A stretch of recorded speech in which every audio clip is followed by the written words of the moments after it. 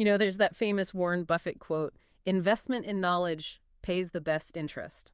It's not just a neat phrase, is it? It feels like a core principle, especially if you're looking to build real sustainable wealth, maybe starting, well, right now. Today, we're doing a critical deep dive into dividend investing. And look, this isn't just abstract theory we're talking about. It's meant to be a really structured path for you, the beginner learner, to go from maybe just being curious about finance to actually generating passive income and building some serious long-term capital. We want to move past just definitions and get right into the nuts and bolts of building a portfolio. Yeah, absolutely. Our mission here is exactly that, to pull out the clearest, most actionable steps from all the source material we've looked at. We're going to identify those critical financial metrics you really have to track and, importantly, show the, well, frankly, surprising power of just being consistent over the long haul in this area. So yeah, definition, strategy, and we'll even run through some real-world stock examples to show you precisely where to look. Okay, great. Let's unpack this then. For someone new to this, we absolutely need to start with a clear definition. What exactly is a dividend stock?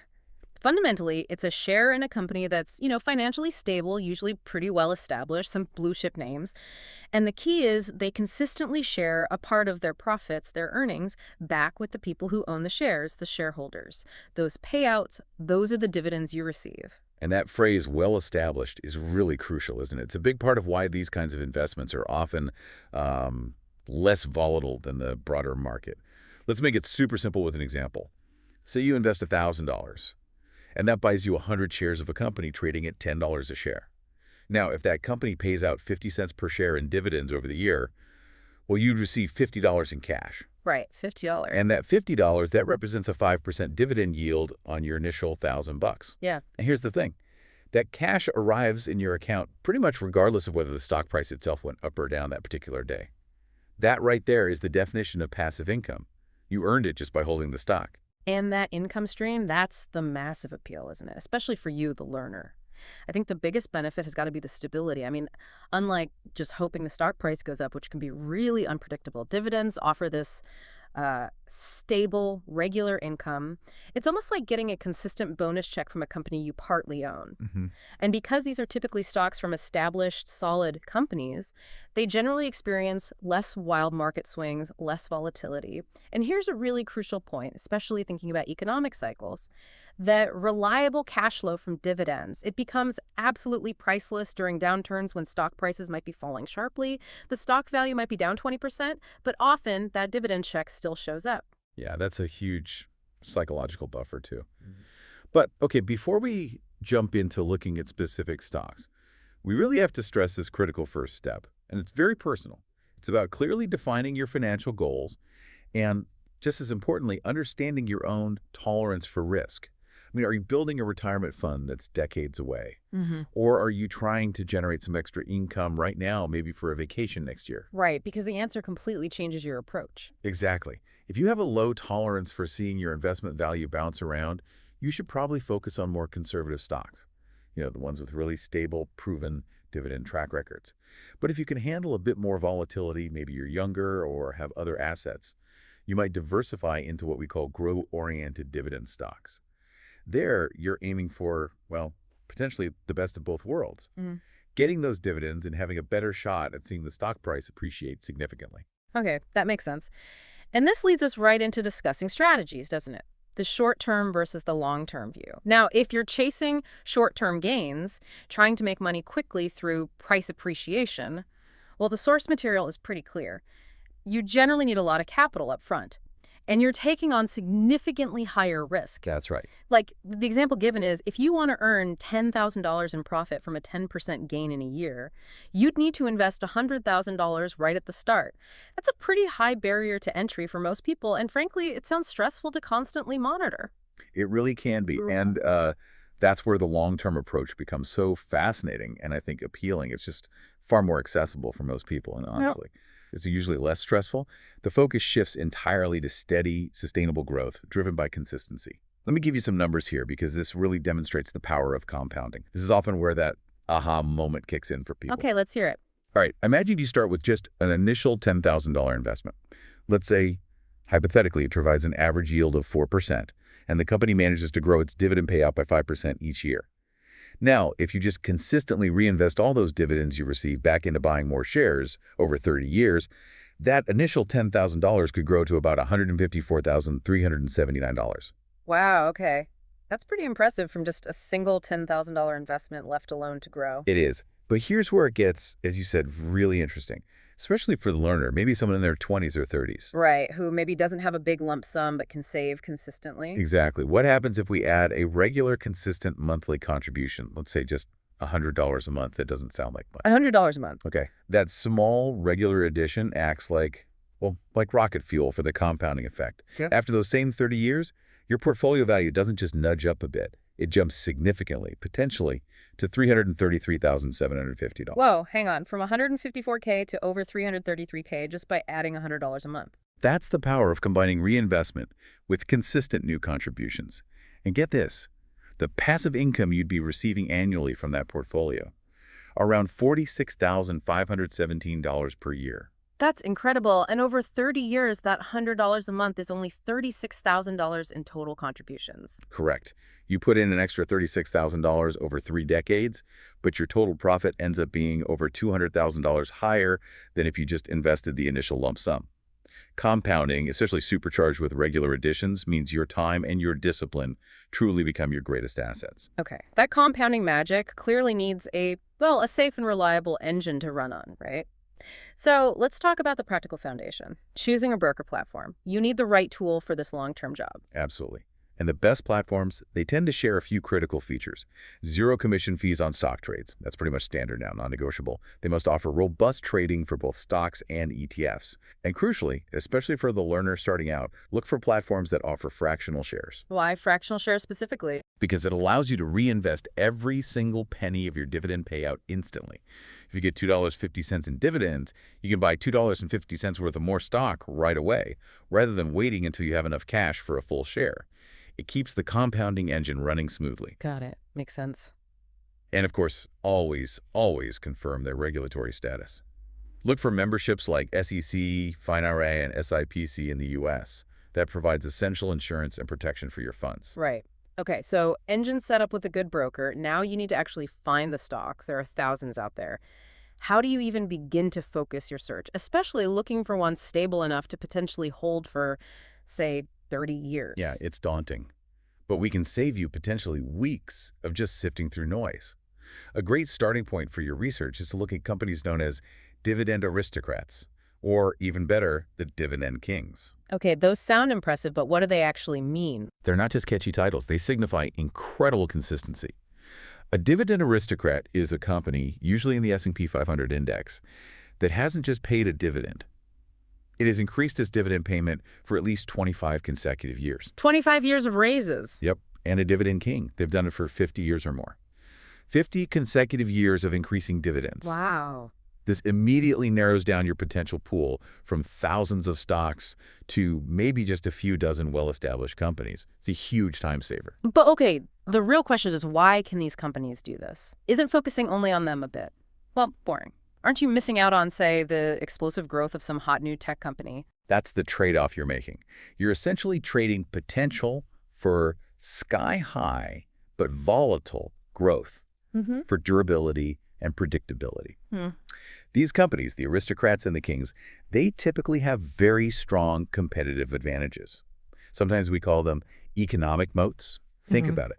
They often operate in industries with high barriers to entry, maybe near monopolies, or they have incredibly strong brands or products that customers stick with, what we call sticky products. Okay. This allows them to often raise prices, even during inflationary periods, maintaining their profit margins. It's that predictable, growing revenue stream that ultimately fuels their ability to keep raising that dividend year after year after year. It suggests the business itself is built to last. All right, built to last sounds good. But how do we make sure that durability is real and not just based on past performance? We need some kind of checklist, right? We've boiled it down to 4 crucial financial metrics you should use to screen these potential long-term holds.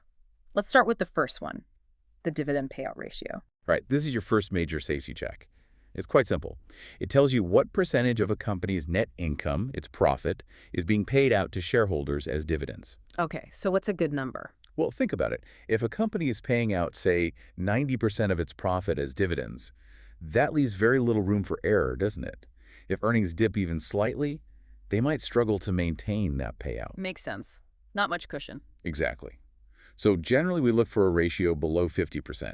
Some say 60%. But anything consistently over, say, 70% starts to feel a bit risky. It might signal the company is being overly generous right now and could be forced to cut that dividend if the economy takes a downturn or they face unexpected challenges. Okay, payout ratio below 50–60%. Got it. What's next? Next is the dividend coverage ratio. This is kind of the flip side of the payout ratio. It measures how many times the company's earnings can cover its dividend payments. So higher is better here. Yes, exactly. A higher number, maybe 2 or 3 or even more, indicates the company can easily afford its current dividend payments out of its profits. There's a comfortable safety margin. All right, number 3 sounds a bit more technical. Free cash flow to equity, or FCF to E. Can you break down what that actually means in practical terms for someone holding the stock? Why is it so critical? Okay, yeah, let's demystify this one because it is arguably the most fundamental health check for a dividend investor. First, free cash flow, or FCF, is basically the cash a company generates after paying all its operating expenses and its capital expenditures. The money needed to maintain and grow the business, keep the lights on, fix the machinery. Right, the cash left over after running the business. Precisely. Now, FCF to equity takes it a step further. It's a cash that's truly left over specifically for the shareholders after the company's also met all its debt obligations, principal and interest payments. Ah, okay, so it's the real leftover cash for owners. That's exactly it. And here's why it's critical. If a company's FCF to equity doesn't actually cover the total amount it's paying out in dividends, it means they're funding that dividend payment somehow else. Maybe they're taking on more debt or selling off assets or just depleting their cash reserves. None of those are sustainable long term. So you want the FCF to E to comfortably cover the dividend. Yes.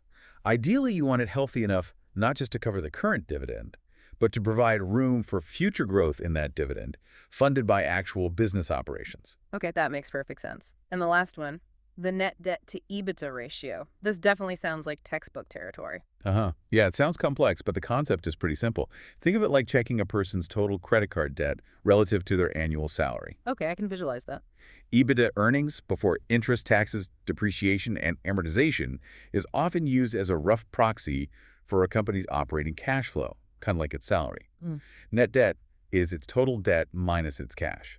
So this ratio just checks how many years of current earnings it would take to pay off all its debt. So lower is generally better. Lower is generally better, especially when you compare it to other companies in the same industry, its peers.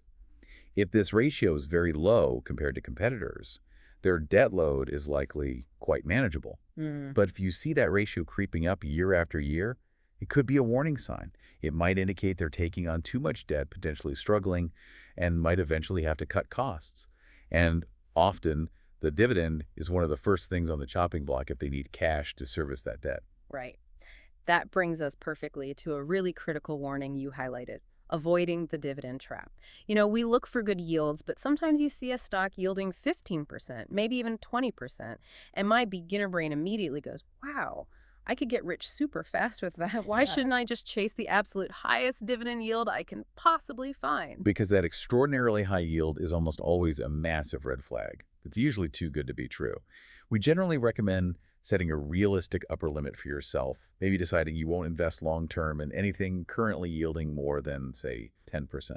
Why is a super high yield a bad sign? Think about how yield is calculated. It's the annual dividend amount divided by the current stock price. So a yield can become incredibly high for one of two reasons. Either the company massively increased its dividend payout, which is rare and sometimes unsustainable, or... well, the stock price has fallen dramatically. Exactly. And usually that's the reason for those super high yields. The stock price has plummeted, and it probably plummeted for a very good reason. The market is effectively signaling that the company is facing serious trouble, maybe declining sales, overwhelming debt, management issues, industry disruption, something bad. So there's a very high risk that management will soon be forced to drastically reduce or even eliminate the dividend entirely just to conserve cash and try to survive. So you chase the high yield, the dividend gets cut, and you're left holding a stock that's cratered in price and no longer pays you income. That's the dividend trap. You end up with the worst of both worlds. Stick to reasonable, sustainable yields backed by strong fundamentals. Okay, lesson learned. Let's make this concrete now. Let's apply this framework. You looked at Abbott Laboratories, ticker ABT, as a potential long-term example. What did the screening show? Right, so running ABT through a typical screening app or platform, the data showed its price to earnings, or PE ratio, was around 38.2. Now that number alone doesn't mean much. Right, you need context. Exactly. You compare it to its sector average, which was about 41.33. So ABT's PE being lower than its peers suggests it might be relatively undervalued at that moment, potentially a decent entry point. Okay, what else? We also saw massive institutional ownership. Big players like Vanguard and BlackRock, each holding around 8.5% of the company. And why is that significant? Well, when large, sophisticated institutional investors hold substantial positions, it's often seen as a vote of confidence in the company's quality, stability, and long-term prospects. They've done their homework. Good point. And the dividend history? Crucially, ABT has a strong track record. Consistent dividend increases for the last 10 consecutive years, putting it on the path towards aristocrat status eventually. It shows commitment. So based on its historical growth rates and assuming reinvested dividends, what did the projections look like for ABT over, say, 30 years? The potential is quite compelling based on those historical trends continuing. An initial $10,000 investment in ABT with all dividends reinvested. It showed the potential to grow to over $500,000, specifically $514,570 over 30 years. Wow. And perhaps even more impressively, the annual dividend income generated by that portfolio at the 30-year mark could be over $71,000 per year. $71,000 a year from an initial 10K. That's powerful. It really highlights the long-term potential. But, and this is a huge but, those kinds of numbers for a single stock are incredibly tempting, aren't they? Yeah, definitely. And that leads directly to probably the single biggest mistake beginners make in this space. They find what looks like the perfect stock with amazing projections, and they get tempted to put all their investment capital, all their eggs, into that one single basket. Ah, the concentration risk. Precisely. You simply cannot do that, no matter how well researched or promising a single stock seems. Markets change, sectors face headwinds, even great companies can stumble. Think about unforeseen regulatory changes, new competition, lawsuits. Stuff happens. It's inherently unpredictable. So diversification isn't just a suggestion, it's essential. It's absolutely mandatory for managing risk. If you invested everything only in healthcare stocks like ABT, and then, say, the entire healthcare sector faced major new government regulations or a disruptive technological shift, your entire portfolio could suffer a prolonged period of stagnation or even decline. Right. By spreading your investments across different sectors, maybe technology, consumer staples, utilities, industrials, financials, you buffer yourself against those sector-specific risks. If tech has a bad year, maybe utilities hold up, you see? Okay, so diversification is key. What's a reasonable way to structure that? How many stocks should someone aim for? Our guidance, based on the analysis, is pretty clear. Start small and manageable. Maybe aim for 5 to 6 different stocks initially, spread across diverse sectors. 5 or 6 to start. Yeah. Then, as you gain more experience, more confidence, and hopefully more capital, you could gradually expand that to maybe 12 to 15 stocks. And is there a point where you have too many? Oh, definitely.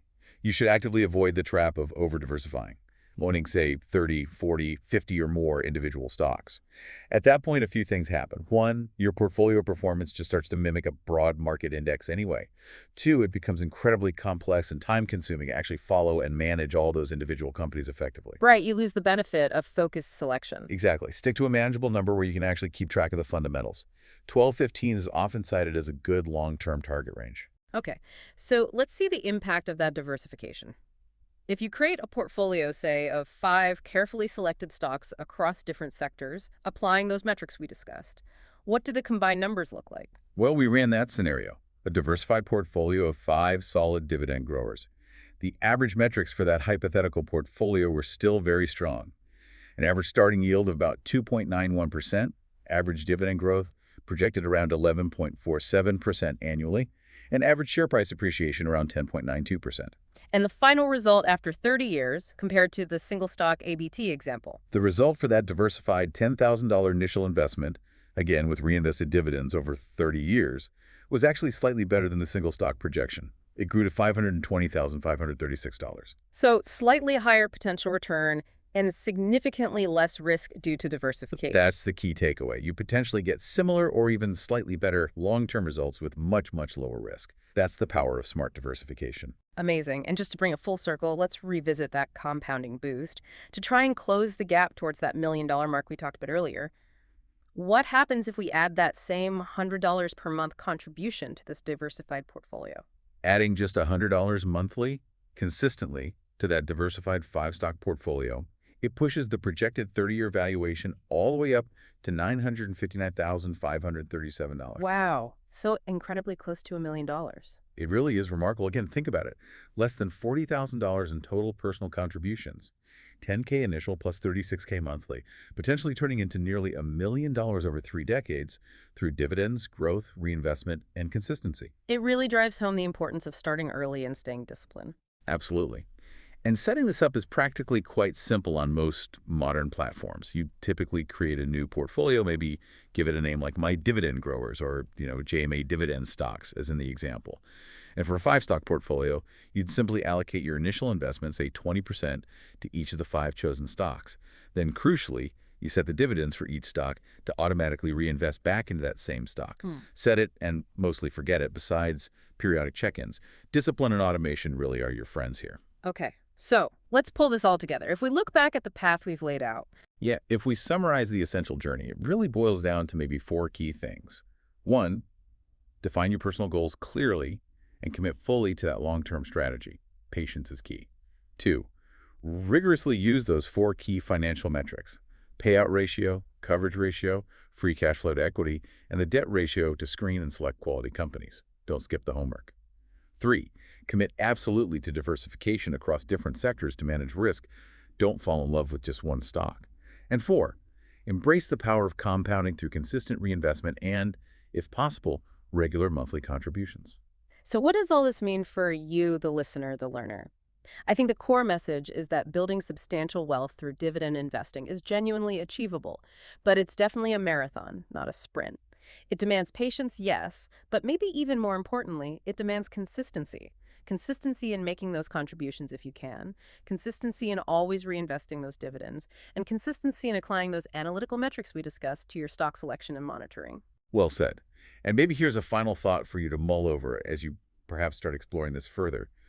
The fundamental principles we talked about today, focusing on financial safety, durability, analyzing things like payout ratios, coverage ratios, insisting on stable, growing dividend streams, these ideas don't just apply to picking individual stocks. Ah, interesting point. They apply just as much when you're evaluating other types of investments like exchange-traded funds or ETFs, especially those focused on dividends. So here's the question to ponder. Given the quite rigorous analytical framework we've covered today, those 4 key metrics, how does applying that same deep analytical lens change the way you might research and choose a long-term holding like a diversified dividend ETF compared to maybe just picking one off a list of popular funds? Mm. Go try applying those same metrics: payout, coverage, growth, debt, maybe at the aggregate ETF level or its top holdings, to an ETF you're considering. See what you find. It might be quite revealing.